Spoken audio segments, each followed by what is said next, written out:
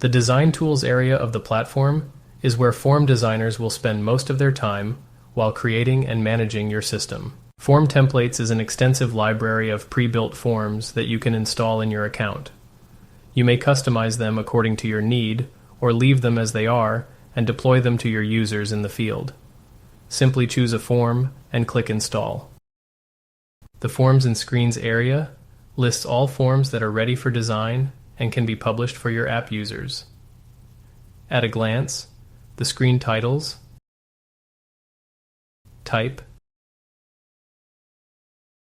status, version,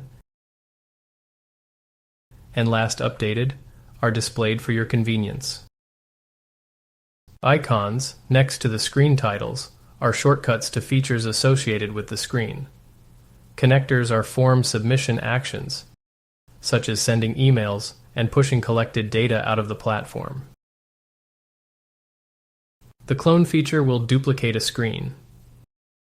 Screen settings allow you to change the screen title, assign a new icon, and other options. Also note that folders can be created. Screens can be organized into folders that can then be assigned to users or groups.